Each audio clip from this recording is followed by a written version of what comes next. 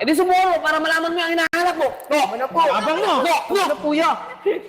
Pre, siya yung nagtsasi kayo sa nag-away. Oo nga, no. Tara, puntahan natin. Ay, abang mo. Nabuha natin yung tapong mo ngayon. Ano? Tama na. Dad, ba't tayo pa kasi may pag-ice kay Kaysan? Ayoko pa, pre. Pero kung siya yung unang lalapit sa akin para makipag-ayos, baka pwede pa. Parang di naman tayo magtutropa yan. May pag-ice ka na. Dad, ay si Kaysan oh. Ay pag-ice ka na. Huwag mo kong pilitin, pre. Wala akong pakialam dyan. Kaysan, ikaw na lang kaya unang lumapit kay Enad para may pag-ayos. Oo nga, San. Magkakaibigan naman tayo eh. Ikaw na una makipag-ayos. No, mga pre, malabo yun. Kung mag-aayos man kami, hindi ako muna lalapit sa kanya. Grabe naman pre. Parang wala kayong pinagsamahang dalawa. Nako pre, huwag mo sa akin sabihin yan. Doon kay Enad. Diyan na nga muna kayo.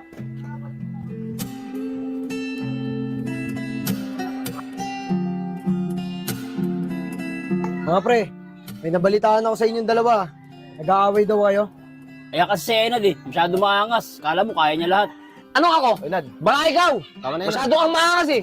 Kung gusto mo, bitaw tayong dalawa para magkaalaman eh. Tama na Enad. Yan ba gusto mo? Sige, pagbibigyan kita. Ano? Misan, tumigil na kayo. Mahiya kayo kay Joseph. Kaya nga kayo nandito eh. Para mag-ayos, hindi para mag-away. Alo, tara. Para magkaalaman tayo. Ano ba? Magsitigil nga kayo. Para kayong hindi magtutropa kung mag-aaway ah. Ano bang nangyari sa inyo? Ba't nag-aaway kayong dalawa? Eh paano Sep? Nag-aaway yung mga anak nila. Pati sila nag-aaway na rin. Para kasi nana, takutin, laging tumatakbo. Bakit? Di pa nga game, sumusugod ka agad eh. Lagi ka Duga. naman sa tore, mahina ka talaga. Ito nga eh, yung hero mo si Balmond, sintaba mo, mataba. Kasi tingnan, ano, gusto mo suntukan na ng ano, no? Wala ka palang magawa eh. Mahina ka kasi. O, Enjong. Ano yan? Ba't tinutulak mo tong anak ko? Ang laki-laki niyang katawan mo, tutulak mo yung anak ko? Ano laban sa'yo niyan? Siya naman po nauna ko Enad eh. Aba, sasagot ka pa talaga ha? Uy pare, ba't sinisigaw mo yung anak ko? Etong anak mo, tigas na mukha eh. Nagsasabihan ko, sumasagot-sagot pa eh. Eh pre, huwag mo pagalitan yung anak ko.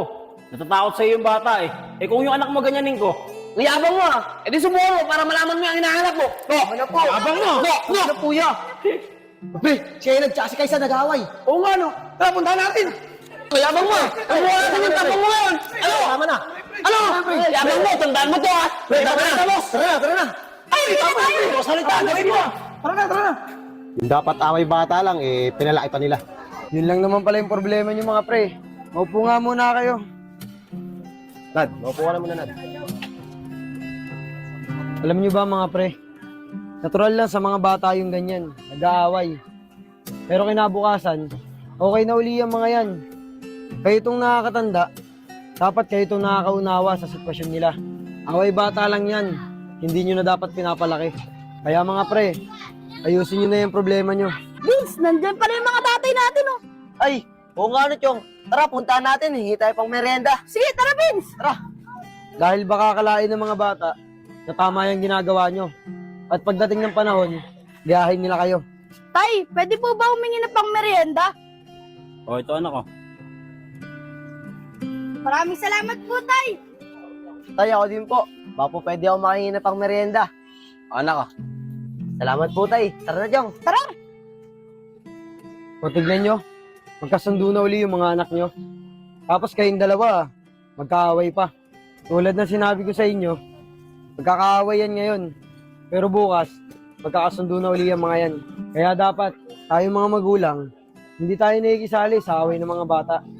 Ang dapat, gabayan natin sila at ituro yung tama at yung maling ginagawa nila.